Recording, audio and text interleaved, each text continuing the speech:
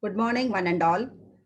First of all, I would like to thank the AMSECT ISECT Joint Committee for giving me this opportunity to present before you all. I am really honored.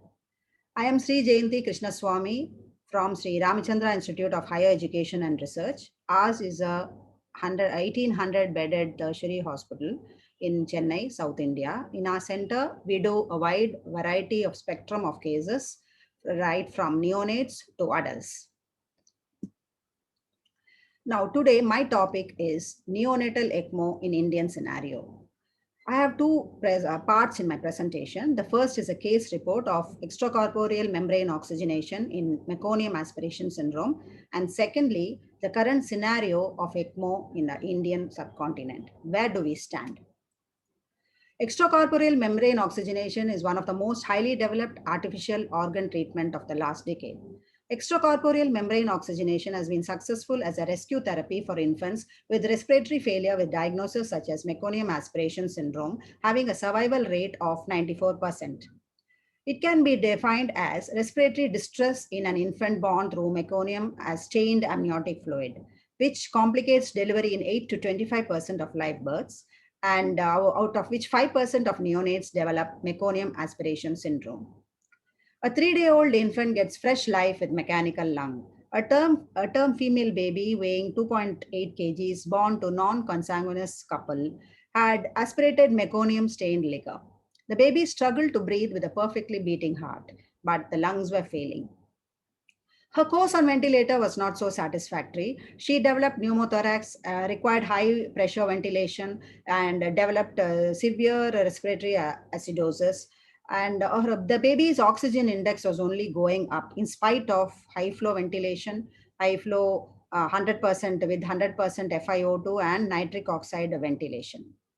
At 58 hours of her life, we thought, what we have to got to lose. So by we planned for Veno Venous ECMO, and the parents were counseled. Our ECMO circuit was a bioline coated one with the priming volume of 250 ml. And initially we primed with the plasma light and later chased it with the fresh blood and fresh frozen plasma. Since VV ECMO was planned, our surgeon cannulated the internal jugular vein and the femoral vein, but the flow was not there. So he changed his strategy and cannulated the umbilical vein. And even then, there was very poor flow. And we noticed bradycardia and desaturation at its time. And echo showed that there was right atrial injury, cardiac tamponade, and pericardial effusion.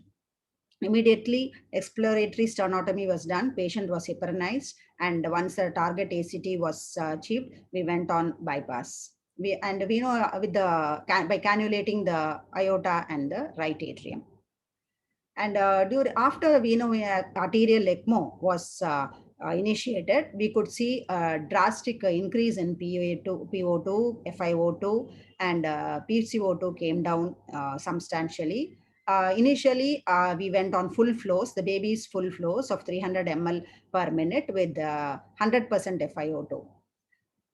Now, we had some problems in the ECMO run, like we had hypovolemia and the cannulation site was bleeding and platelet counts also came down and even went to the extent of acute renal failure. But then and there, these problems were managed in a very good way and we could come off smoothly. And on day 6, actually, we started to try to wean off the baby, but there was still desaturation. So we had to continue ECMO. And on day 8, all the parameters were almost settled and the baby was hemodynamically stable. So we could wean off the baby from ECMO. The perfusion management was done meticulously. Initially, we had to give complete flows with the baby's complete flows with high FiO2, but we could come down gradually by day 5 and the PO2 and the saturations improved. The PCO2 was under optimum level. The lactates were also okay. And ventilator management was done according to taking into consideration the flows, the FiO2, the saturations, and the PCO2s. And electrolyte management was done then and there and was under optimum values. Anticoagulation parameters that we monitored were ACT, PTT, INR, hemoglobin, total counts and platelets. As and when required, transfusions were made with fresh RBCs and platelets, and if necessary, albumin also.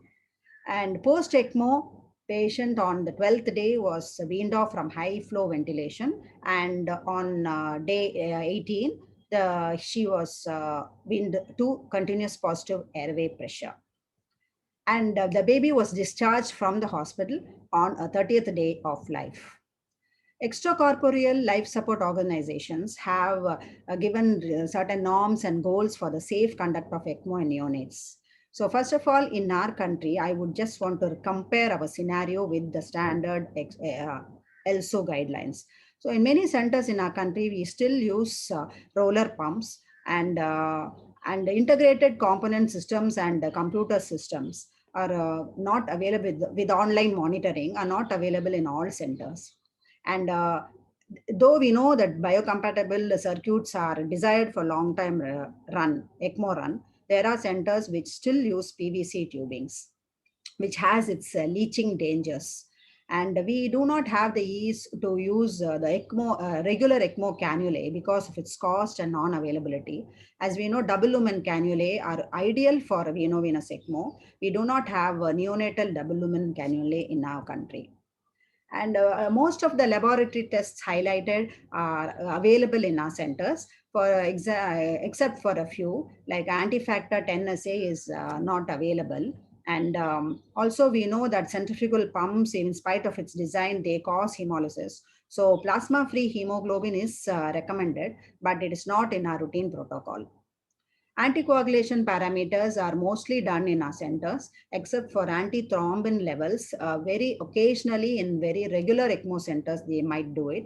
But replacements, antithrombin replacements are not there, like factor 8 and factor 7, they are not available.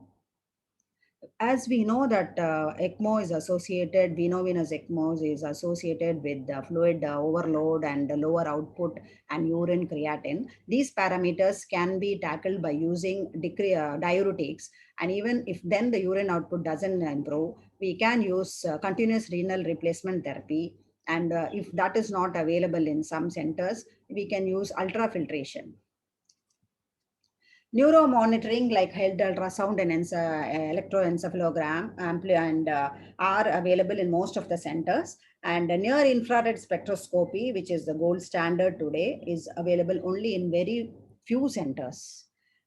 And coming to when you compare like all the centers in India, we have come to a conclusion, notice that we are not able to meet the ELSO guidelines to the 100%.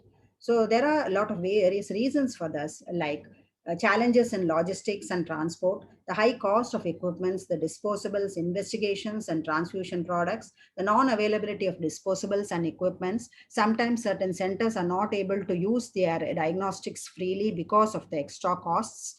And I would like to just say that our Indian packages ranges from $6,000 to $13,000 for a package of 7 to 10 days. And every extra day will incur cost. Similarly, with ICU charges also, it ranges from 150 to 300 per day. And multidisciplinary team, which is involved in an ECMO team, also has its charges. And not all individuals are covered by the government insurance schemes in our country. And but most of us have to pay from our own expenses for taking private insurances. And because of the high cost of the disposables and the non-availability, we are not able to use them for simulation programs and hands-on practices. So hands-on practices is limited to only certain centers.